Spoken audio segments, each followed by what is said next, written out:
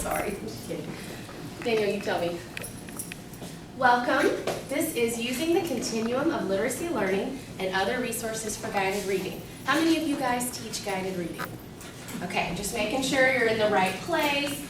You probably teach some form of literacy if you are here and interested. But my name is TerahPring, and I'm the literacy coach at AZ Kelly. I have a lot of teachers in here who might give me a hard time, so you can tell who's probably from Kelly. Where are you guys all from? What schools? Cane Ridge up here. Cole Elementary. Cole. We know lots of friends. Maxwell. And Maxwell, hi. Welcome. Okay, good. Today, you're going to want to make sure you're with some other people at your table. So if you want to move on over, you also want to make sure you have the right continuum in front of you. If you work with K through 4, it doesn't matter. But if you are pre-K, kindergarten first, or second, make sure you're sitting in front of the orange continuum. If you are third or fourth, Ms. Rivera, will you hold up? You want the purple continuum. Does everybody have the right text in front of you? Okay, good. All right, let's just dig in. Go ahead, Sarah. So we're going to go very, very basic. Oh, that's perfect. You guys can get together. I didn't even think to put Brenda with you. We're going to go very, very basic today, and we're just going to take our continuums and get started looking into them. The literacy continuum has many, many different available options for purchase. The ones that you have in your classroom is what I brought for you today. The pre-K, K1 and 2 is orange, and the 3 through 8 is purple. But there's also one that you can purchase on your own, or your school can purchase, or your book room, that has all the grade levels, okay? If you're interested, you're fine. Okay, go ahead. What this contains are all kinds of pre-K, K1 and 2, and guided reading help, pre-A through N. Then grades 3 through 8, your grade level, your guided reading levels L through Z. Do you notice anything about that? Pre-A through N in the first book, L through Z in the second kit. Have y'all noticed that before when you're doing your formal text level assessments? What do? They overlap. Have you ever looked for a level, let's say M, and you have 4 different choices? When really, how many choices do you have when testing? Usually just 2, your fiction and nonfiction. So they do overlap. The kits do overlap. Go ahead. So by your grade level, here are some things, I'm not going to read them out loud to you, that are in the continuum. Your interactive read aloud, and go on down and read through those. Do any of those words look familiar this year? Where are we talking about all this stuff with the district this year? Guided reading. What about the literacy partnership? Everybody's in that, right, this year?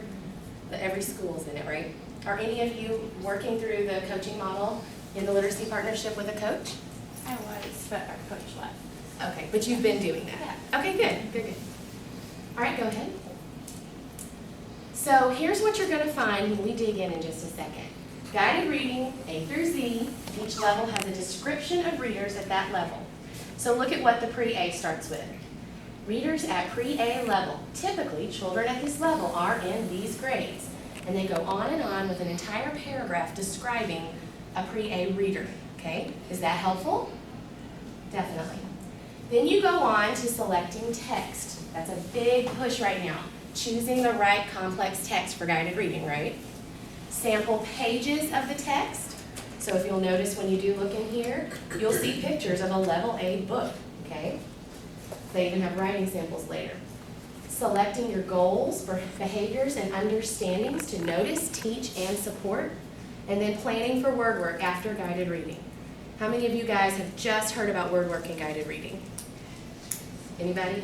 That was the last push from the district curriculum update meeting, right? So all of these things are in the continuum. And let's be honest, what do we really have little of? Very little time, right? Well, we don't have time to dig into this, so I'm hoping today you can use it more often than you have been because you'll be digging in more quickly because you know what's in here now, okay? Let's be very honest. How many of you have never cracked this open? Okay, that's why you're here. That's good. Go ahead, Sarah. Thank you. All right, get your continuum in front of you, okay? I want you to open up the very front cover. This is where we're getting down into the text. We have plenty. All right, so you're looking at the left side, which pretty much when you open a textbook like this, you probably just turn right past it, right? But I want you to look at the curriculum components. 1, 2, 3, 4, 5, 6, 7. You're going to answer the question in just a second. How do these 7 components fit into your balanced literacy blocks? And this is where you guys have got to start talking for me. So why don't you look through all of this, start talking about how this connects to what we're doing this year with Metro, and then we're going to do turn and talk and then share out, okay? Go ahead and start reading.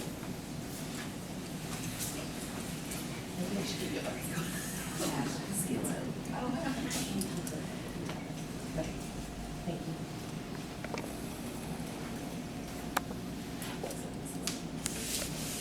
All right, shout out one of them. What is one of the components? Interactive read aloud. Okay, turn and talk. How does this fit into your balanced literacy block? Go ahead.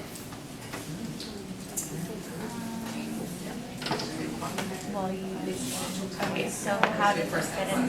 How does like an interactive read aloud, right? So the way that I understand it is like that's where you're modeling how to think about the text and you're kind of getting kids excited about the process of reading. It's less about like questions. It's more you're just modeling what it is to be a reader, I guess. You have think aloud, Yes. you do an interactive read aloud with purposeful questions. Right. Right. Yes. Any other thoughts? I'm just trying to grab their information about the Good. whole process. Good. So, Good, because you're a dean. Yes. Right. Good. That's great. And you worked through the literacy cycles already, but do you remember which one did you do? Did you do So my coach was still doing the partnership for I think the first. I wondered if you've gone through interactive read aloud. Yeah, we did. That was our first one. Good, thank you. Okay, so somebody just shout out, how do these fit, how does interactive read aloud fit into the literacy block? Is it a big part, little part? I do think it's a very big part. Huge part. Does anybody agree? Disagree? Okay, so after looking at the rest of them, we won't go that into it. Go ahead and talk about the one that maybe you incorporate in your literacy block the very least amount. Turn and talk. What do you not put in your literacy block? The very least. I do that.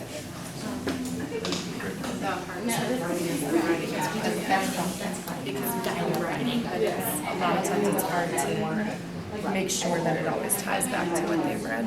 Good. Writing without reading, okay? What about you guys? I think that would be a hard one for me. I think that was a hard one when I was in the classroom, trying to write about what we were reading. And I tried like keeping the reading pace struggle, but it was just really hard to follow through with that, stay committed to it, and find the time to give the kids time to write about the reading. Good.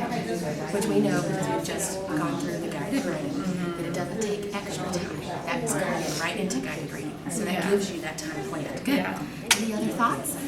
Oral, visual, and technological communication. When you do the academic conversations with, it can take too long if it's not, even if it's, well planned, you were really intentional about your turn and talk points. Like sometimes it's really hard to continue. And it's good discussion, but we have so much more that we have to do.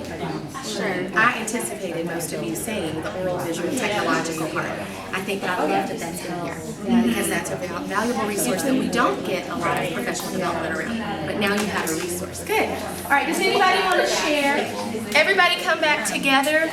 I would like the table back here in the corner. They actually probably are teaching the highest readers in the room with you guys because we have kindergarten teachers, we have second grade teachers. They actually found something that I just want to make sure and point out because you might get moved to 4th grade or 3rd grade one year. Can you share real quick about what we talked about? Well, just about the level, just about, we don't get a lot. I have 4 kids who are really, really super high. They're like UVW in there. And so I was looking at the level V, and one of the goals was to evaluate the authenticity of the details of the setting and reporting of events in historical fiction against knowledge from other sources, which is intense, and it also lines up with the standard we actually just taught, which was on taking 2 texts and speaking or writing knowledgeably about it. So it would flow right into the guided reading and help me with a task either to do with them or have them go and do and then come back and talk about it. gives me more resources for that high group that sometimes I'm just not real sure what to do with. Right. Yeah. Tables. What did they do, and does it match up with your word work section? Okay. Let me know if you need some support. What are they doing with word work?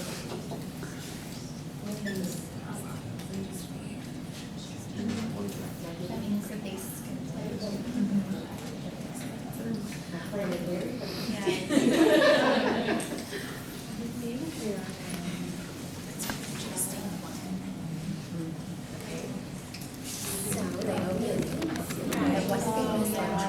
They're supposed to say truck.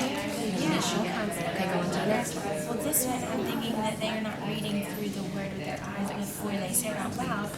They're using pictures probably for both of these. Because angry, mad, slid, stretch, I don't know, is something. But this, I don't have a. So, well, have they gotten, you said initial consonants. Have they gotten any of the initial consonants for?